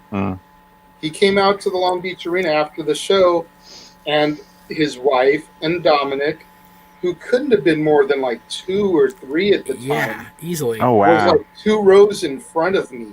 Wow. And so to see that little boy, then when they did the thing with Eddie, Yeah. and then, to see Now. it's like, what the hell? Yeah. I'm firmly convinced that what happened at the Royal Rumble 99 with Foley is what messed up Noelle's psyche to make her one date a clown. It has to be. Just saying. Something fucked with that little girl's head. And now she's dating a clown. Oh my God. We love you, Frank, and we love you, Noelle. We love you both to pieces. We really do. Yeah. Especially on this channel. Aaron, maybe not so much, but I do. Anyway, I don't care. Okay. I don't think I swore more than once today, right? Did I? If I did, my bad, Aaron. No. Sorry. No, But I know I good. let a couple go in the beginning, but I didn't know you were on Aaron's channel as well. yeah, I'm on Mondays. I'm on Aaron and Greg's channel as well as my own. So I try very hard to curb it, but it's my party. I don't give a damn today. I really. My don't. apologies, Aaron. He'll be all right. He'll be all right. Yeah. All right. Well, since we're getting down to the end of the 2 hours here, which I wasn't expecting to go a full 2, to be honest with you. I figured we'd be done after an hour. But everybody that came in, Mikey was here, Colin, and then you too. Especially, I thank you guys for being here. It's much Not a appreciated. problem. The way I met Hulk, the only time I met Hulk to this day, both of you have heard the story, but neither one of you were with me when I had the story happen. I was still living here, and it was in November 2009, so we're a little under a month away from 21 years, which, God almighty. No, 19 years. 19, not 20. 19 years, sorry. Hulk's book was coming out, not the WWF version of his autobiography, but the real one, the white covered one. And he was having a signing down at the Barnes & Noble out near what is CBS Studios, out at the Grove. That's what they call it, the Grove of Hollywood, the Grove of LA, whatever, something, the Grove something. And I made it a point that, okay, I'm getting this autograph. I'm making this happen. I will wait all day if I have to. So I was up at what we cool kids call the ass crack of dawn. But long before the sun even peeked its head over to disturb the roosters, and I got dropped off at a bus stop down the hill and went into LA, Hollywood. I was at the Barnes & Noble when they opened up at 9 a.m. The signing was at 7 p.m. So you do the math. I made it the point to purchase a front of the line, extra $25, whatever it was, VIP. That way I was the first person in line to meet Hulk, to make sure I got the book signed and I got some sort of picture. Throughout the course of the day, I ended up doing my entire Christmas shopping down there at the Grove. I bought everybody books because it's Barnes & Noble. I can't go anywhere. Where am I going to go? So my significant other got the entire Twilight series that day. So there you go. Much to her chagrin at the time, and probably still doesn't read out to this day. So whatever. Then at 7 o'clock, or right around 7 o'clock, they started lining up the handicap section because they were going to get the first party because they can't stay long. I said, that's fine. So they lined them up. They went through, handed my camera to the lady, and I looked up, and not only is Hulk there, but Jimmy Hart's there. And Jimmy we had interviewed back in 2003 on Extreme Mayhem, and so I went through the line, and Jimmy kind of looked at me like he had the recognition in his head but wasn't sure, and I mentioned the name, mentioned the show name. Oh yeah, baby, how you doing? Good to see you. And we kind of just went off from there. And then I shook Hulk's hand, this big freaking paw, just poof. They got a great picture of me getting the book signed and shaking Hulk's hand. So that was really cool.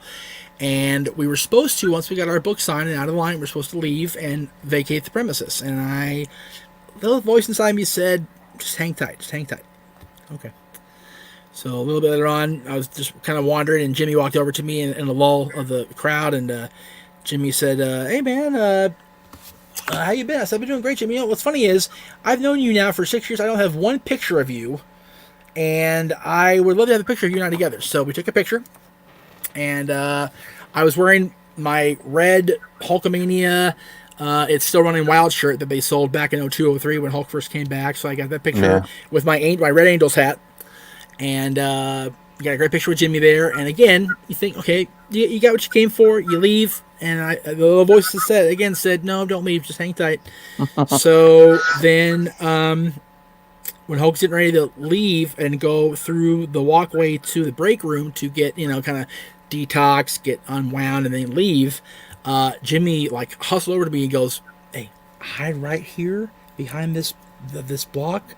And then when he gets here, just jump out. The worst you can say is no, baby. Okay. So those big, tall bookshelf things, like those little standalone bookshelf things. Yeah. So I'm crouched down with all of my 200 and who knows how many more pounds. Down here like this, because the security guard had been riding me. He'd been riding me all day. Like, you gotta go, dude. I'm like, oh. Okay. So I'm not going anywhere. So I crouched down.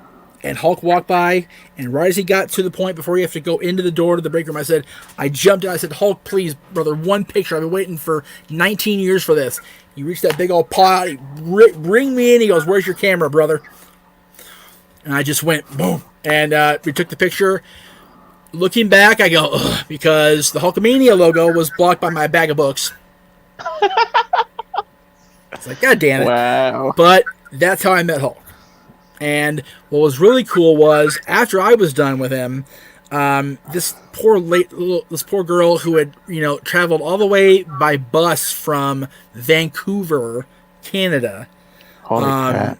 only got the book signed, didn't get to get her. She had a great shot that she took herself of Hulk from WrestleMania 19 that she wanted autograph, and they wouldn't let her do it because of the contract only said you can only do the book, no pictures, no book, and I jumped out, so she felt so bad. Jimmy must have heard her because Jimmy popped his little rat head out and, hey, where's she at? And I, right here, come here, baby. She handed him the whole folder. He brought it in. She came back a few minutes later with Hulk's autograph on it for the picture. Cool. So that's why Jimmy Hart will always be high on my list of people that rule that ass. I love Jimmy Hart so much. Jimmy is a class act. I've He met is. him a couple of times. And he's looked 65 for about 55 years. God bless him. Yeah. Right. Seriously, I don't think he's aged a day since WCW ended. Like, I really don't think he has. I don't think so either. He's looked 65 since 2000. So, Yeah. madness. But yeah, that's my Hulk story. When you're working in the insane asylum that was WCW at the end, you're going to age rapidly. Yeah, that's it. Yeah, Jimmy, I mean, it's funny. I'm watching like 1999 stuff with him and the First Family. And just crazy that he's still around. He's still doing stuff for the company. He's still doing PR stuff. He's still... Yeah. It's funny. I actually contacted him asking who I should contact for a project I'm working on, and he led me the name at the office, who to talk to. And I said, okay, cool. If he says yes, I'd legally like to have you involved and Hulk involved as well. So I say, he says, honestly, baby, as long as the office approves it, I will do whatever you need me to do. Okay. So, There you go. Cool. I love Jimmy. I love Jimmy. Jimmy's friend forever. Love him. All right. Well, now we got that all tied up in a nice little bow with my bandit. You know, let's get hot. Hang on a second. Ugh. My hat. Where's my hat? Just whatever you do, brother, don't rip the shirt. Yeah, no, I will rip this because the only way you can buy it is go to teespring.com. So that you can't, I can't rip it. But yeah, again, just Shameless plug. Shameless plugs. Thank you both so much for being on. Thank you to Colin for being on. Thank you to Mikey for being on. Thank you to everybody who commented in the chat room today. I really appreciate you guys being along for the ride. It's been a crazy 30 years. I'm not gonna lie. It's been kind of crazy, but I have enjoyed it. I have often reveled in it, often not. But it's been a fun experience to be a fan of something so bananas for 30 years. It's crazy, and we're not done yet this week on the show. Yes, Jay. I've actually got a question. Since I've been participating in here, clearly I can't be posting questions in the chat room. Right. I've got a hard-hitting question for you, Mr. Man. Oh, okay. In your 30 years of fandom, Ooh. what would you consider your highest high as a fan? And your Ooh, lowest low as a fan? Man, good one. I like that. man, damn! Put you on the spot. Not a dog spot, liver spot, my spot. Jesus. On the hot seat. Okay. Also, Todd, you can super chat on Aaron's side, not on mine. I don't know. Yeah. We're working on that. Okay. Golly. Yes. Are you still on? Yeah, I'm still on. What's up? Oh, I thought you said that you were 1, 2. This song? Patriots are losing. Patriots are losing 2 field goals down, but I mean. Well, I'm not gonna pick on the Patriots because I'm not that guy yet. When I'm off the air, I will be. Okay. Okay. So what happened to Cam Newton? Because they had their backup in. Cam No has- idea. Oh, wait, Cam what? tested positive for COVID. For serious? Yes. Cam got the COVID. Oh, okay. What's up my shit? Well, you said look it up. I was trying to look it up. Not on my phone. Well, you didn't say where. Don't you have your own stuff back there? Yeah, back Okay. there. I'm watching the game out here. Oh. That boy ain't right. Out here. Well, my phone's right in front of me if I was watching it there. I don't know. I had to cup. Okay. I think he texted Dylan so he could get out of answering this question because it's too No. hard. I got you. Don't worry. Not you. Go. I'm talking to them. I'm trying to answer a question. I'm trying to wrap this damn show up. But I want to answer more questions. I only had one question, and it wasn't even a question. It was just a statement. What? No, remember that you should get a Matt Ryan. I'm like, no, I don't need a Matt Ryan jersey. I want to have questions for you. There is no questions for you. This is my anniversary show. I'm your son. Huh? I'm your son. And Okay, I and was born into your family. when you get to 30 years of fandom, when you're on the fan right now, you can go ahead and be on the show. For now, get out! I love you. Yeah, I love you too, but get out anyway.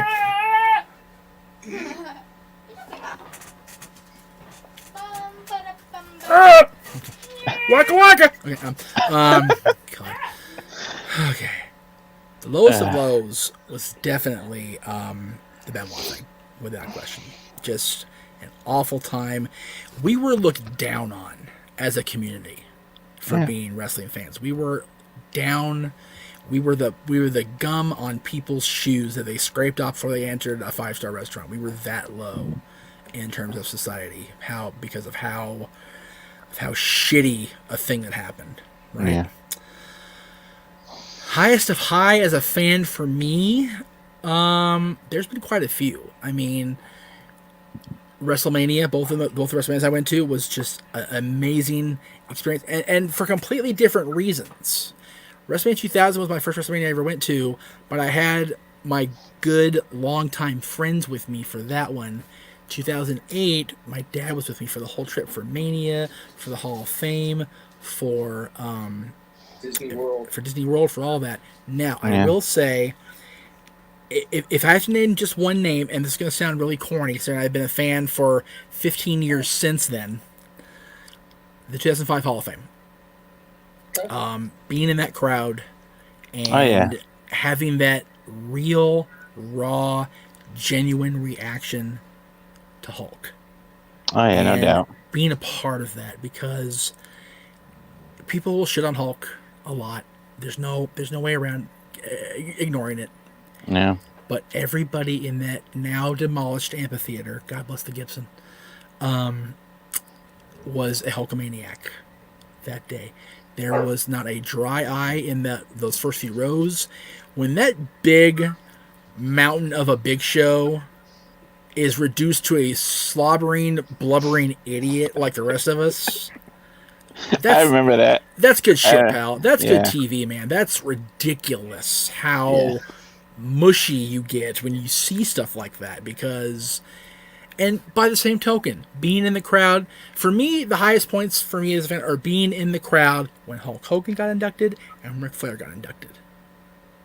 You can't ask for any two bigger names in my 30 years of fandom than Hulk Hogan and Ric Flair. Yeah. I mean, really. Yeah. I mean, really. It's just awesome. And I hold on to those moments every time I think, is it worth it to keep going? Is it worth it to stay a fan of this bullshit and deal with the bad? It's like, yeah, it is. It is. So, and by the way, hey, y'all in the chat room, behave yourself. Good answer. You know who you're talking to. You know who you're talking about. Behave yourself, or I will ban. I don't care which one of you it is. I'll ban you. Give a damn. My show, my time. So, the rest of the week is going to be just crazy over on the Jeff Meacham Network side of things, and we'll get to those plugs right now. Tomorrow, as Statboy mentioned prior to his departure for gambling proceedings, is Statboy Sports Bar. It is his birthday. There's Sylvester and Tweety on the birthday cake, as you see. We're going to talk MLB, NFL, NBA. We're going to even talk Serena Williams and the French Open shenanigans that we have come last week.